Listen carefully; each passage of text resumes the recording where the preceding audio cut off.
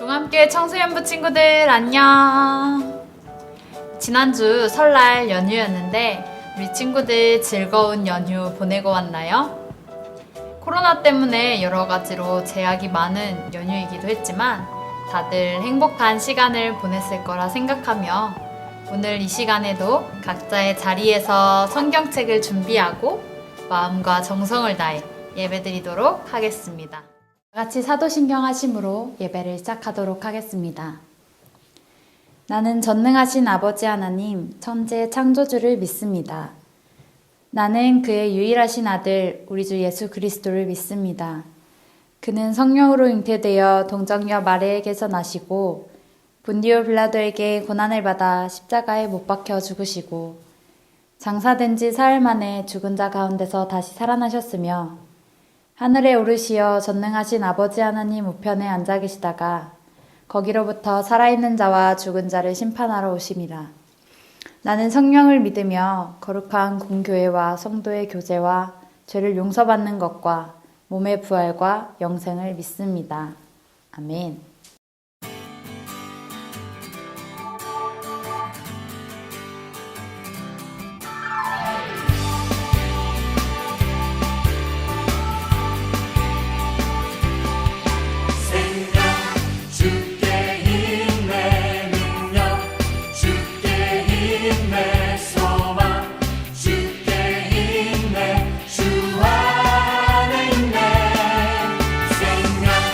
주께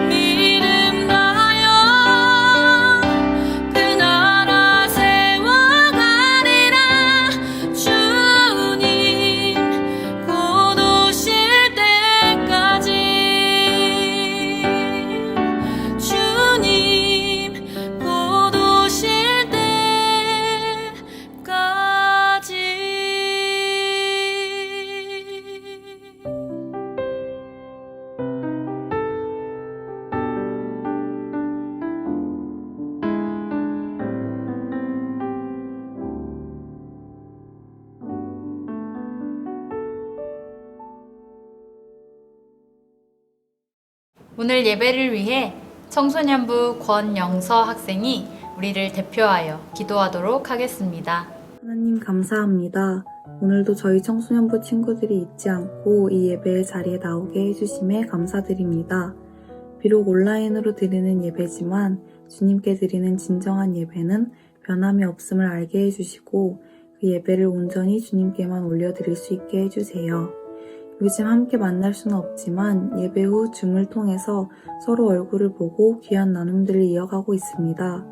그렇게라도 주님을 묵상하고 함께 교제할 수 있게 해주심에 감사드리고 앞으로도 그런 만남들이 지속되며 주님 안에 하나 되는 저희 청소년부 공동체가 될 수 있게 해주세요. 저희가 주님을 잊고 살아가는 그 순간에도 저희를 끊임없이 지켜보시고 함께 하신 하나님, 그 과분한 사랑에 항상 감사함을 느낍니다. 자격 없는 저희를 조건 없이 사랑해 주시는 하나님의 사랑을 본받아 살게 해주시고 저희도 그렇게 주님을 사랑하며 살아갈 수 있게 해주세요. 이 세상을 이처럼 사랑하셔서 독생자를 보내신 하나님의 그 사랑을 단 한순간도 빠짐없이 마음속에 깊이 품고 살아갈 수 있기를 소원합니다. 또한 각자 많은 고민들을 가지고 살아가는 청소년부 모든 친구들의 마음을 공감하여 주시고 저희가 가진 그 모든 고민과 문제들이 주님 안에서 해결되게 해주세요. 그리고 오로지 그 고민의 해결만을 바라고 주님을 찾기보다도 그 고민을 통해서 주님과 더욱 깊게 교제하는 시간을 보낼 수 있는 청소년부 친구들이 되기를 기도합니다. 오늘 말씀 전해주시는 전도사님과도 함께 해주셔서 은혜 내려주시고 주님을 기쁘게 해드리는 예배를 드릴 수 있게 해주세요. 저희 청소년부 친구들이 다시 얼굴을 보고 만나는 그날까지 저희의 건강 지켜주시기를 간절히 바라옵고 언제나 감사드리며 예수님의 이름으로 기도드립니다. 아멘. 이 시간 광고하도록 하겠습니다. 첫 번째, 코로나19로부터 안전해지는 그날까지 모두들 방역 수칙을 잘 지키고 이로 인해 힘든 상황에 있는 사람들을 위해 함께 기도합시다. 두 번째, 매주 주일 오후 2시 30분에 반별 공과 모임이 줌으로 진행될 예정입니다. 대면으로 모이지 못하는 상황인 만큼 여러분이 선생님들과 온라인으로나마 소통할 수 있는 시간이 되길 기대합니다. 세 번째, 믿음의 기초를 세우는 신앙 강좌로 12 스팟 강의가 유튜브를 통해 진행되고 있습니다. 청소년부 친구들도 많이 참여해주세요. 네 번째, 2월 28일부터 입교 세례 교육이 시작될 예정입니다. 입교 및 세례를 받기를 원하는 학생들은 전도사님 또는 각반 선생님들에게 알려주세요.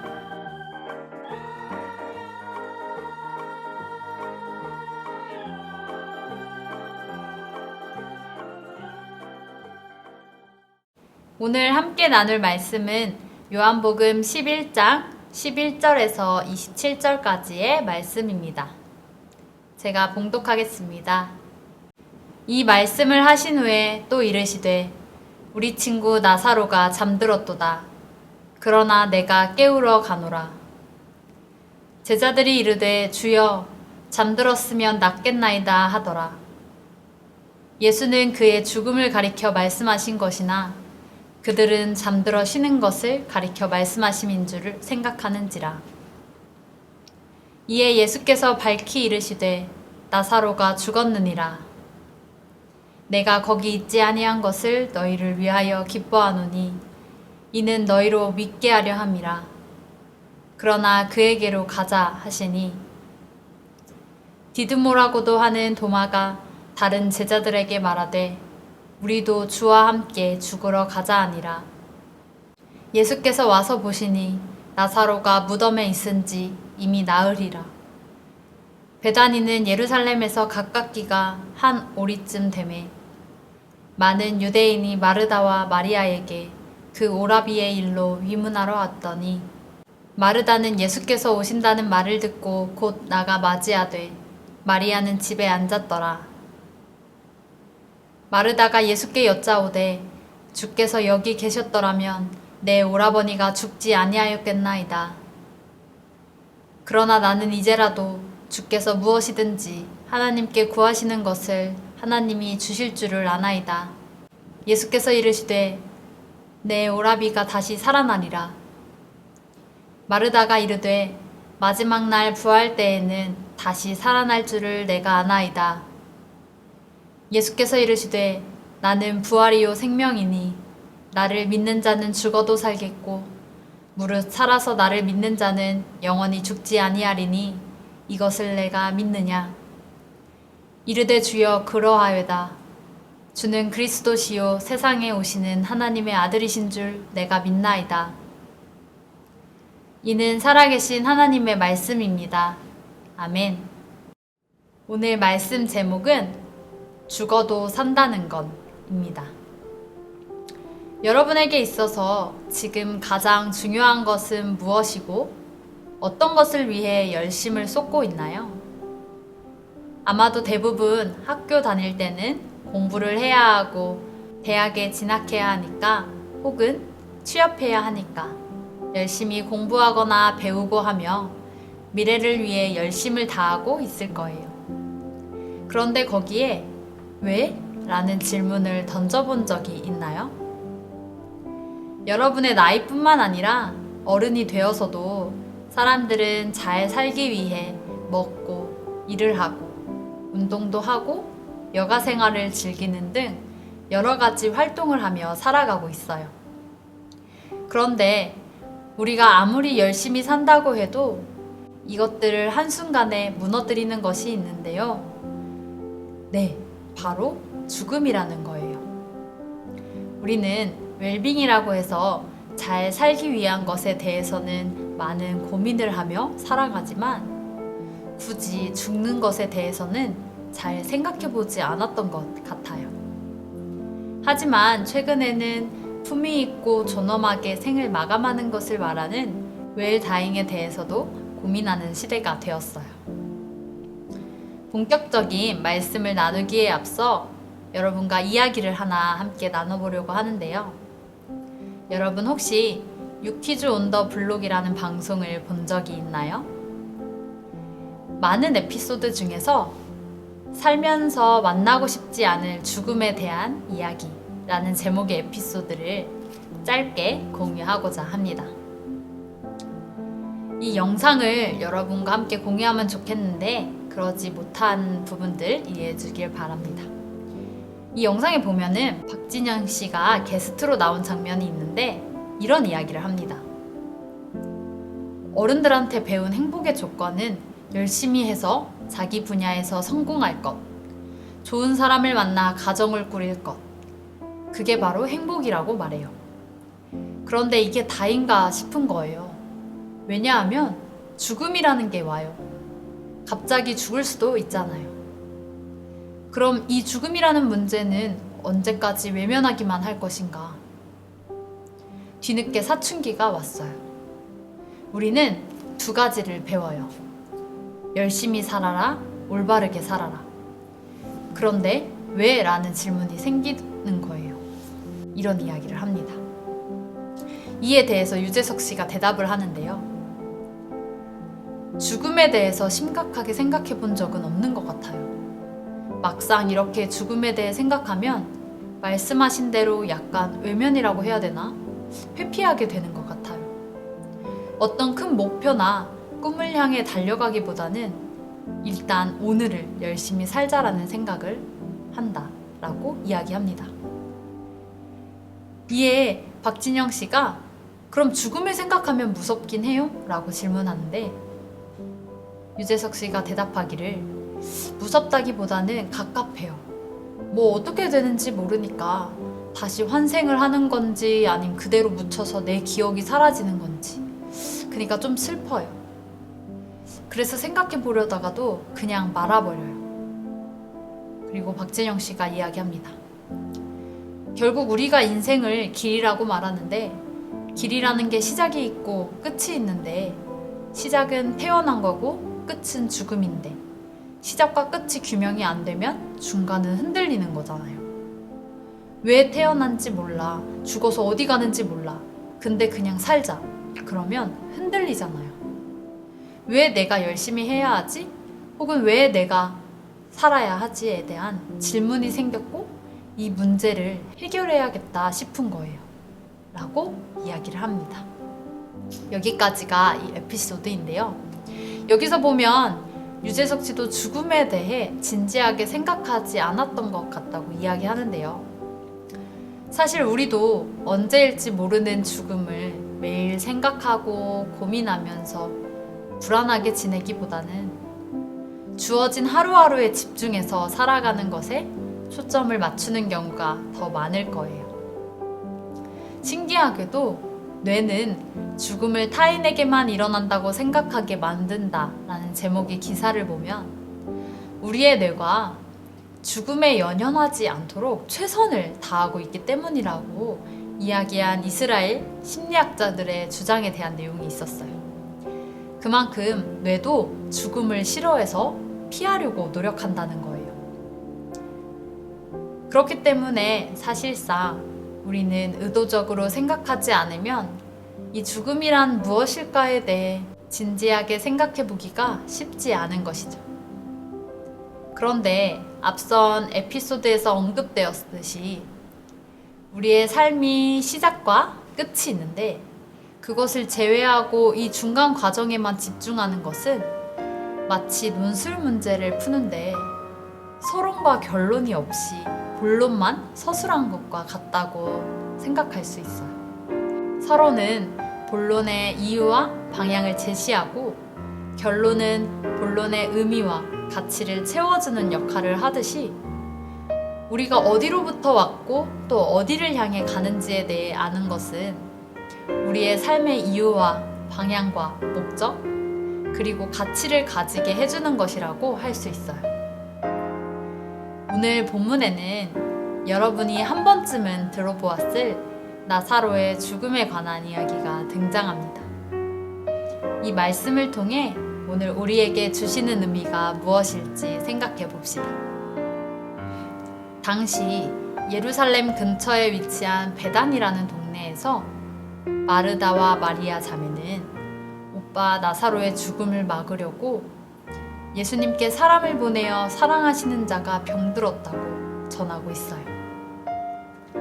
하지만 예수님께서는 나사로와 마르다, 마리아를 사랑하셨지만 나사로가 병들었다는 것을 들으시고도 계시던 곳에서 이틀을 더 머무시다가 유대로 다시 가신 후에 나사로가 무덤에 있은 지 나흘이나 지난 후에야 그에게로 발걸음을 향하셨어요.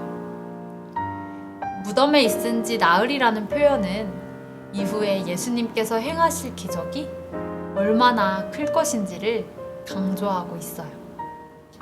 그런데 예수님께서는 왜 사랑하는 자가 병들었다는데 바로 가서 고쳐주시지 않으셨던 걸까요? 오늘 본문 15절을 함께 읽겠습니다. 시작! 내가 거기 있지 아니한 것을 너희를 위하여 기뻐하노니 이는 너희로 믿게 하려 함이라. 그러나 그에게로 가자 하시니 아멘. 예수님이 나사로의 죽음을 통해 모두에게 말씀하고자 하신 뜻이 있었고 그것을 믿게 하려고 하신 것이에요. 비록 본문에는 나사로 한 사람의 죽음이 기록되었지만 사실상 모두의 문제이기도 했던 거예요. 자신과는 상관없는 일이라 여겼던 사람들, 나사로의 죽음을 슬퍼하면서도 자신의 죽음에는 직면하지 않았던 마르다와 마리아 자매, 그리고 베다니 마을 사람들, 그리고 오늘날의 우리에게 보여주시고자 했던 것이 있었어요. 오늘 본문 20절에서 24절까지의 말씀을 보면 예수님이 오신다는 소식을 듣고 나가서 맞이한 마르다는 예수님께 주께서 여기 계셨더라면 내 오라버니가 죽지 않았을 것이다. 하지만 이제라도 주께서 무엇이든지 하나님께 구하시는 것을 하나님이 주실 줄을 알고 있습니다. 라고 말하고 있어요. 그러자 예수님은 내 오라비가 다시 살아나리라고 말씀합니다. 이 말을 듣고 마르다는 마지막 날 부활 때에는 다시 살아날 줄을 내가 안다고 대답해요. 마르다는 부활에 대한 믿음이 있었지만 여기서 마르다가 이해한 부활은 현재가 아닌 미래에 초점을 두고 있어요. 하지만 요한복음의 저자에게 있어서 이 부활은 현재와 미래를 모두 포함하고 있었던 것이에요. 이제 오늘 본문의 핵심 구절이 등장하는데요. 우리 함께 25절과 26절을 읽겠습니다. 시작! 예수께서 이르시되 나는 부활이요 생명이니 나를 믿는 자는 죽어도 살겠고 무릇 살아서 나를 믿는 자는 영원히 죽지 아니하리니 이것을 네가 믿느냐? 아멘. 예수님은 분명하게 알려주고자 하셨어요. 부활과 생명의 주인이 누구신지를 말이죠. 오늘 본문 뒤에 나오는 43, 44절에서 나사로가 다시 살아나는 장면은 바로 예수님이 부활이요 생명이심을 증명하고 있어요.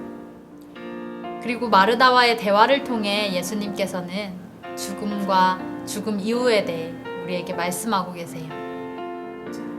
원래 죽음과 생명은 이어질 수 없는 부분이지만 이를 이어주는 하나의 다리가 있다면 그건 예수 그리스도라는 것이죠.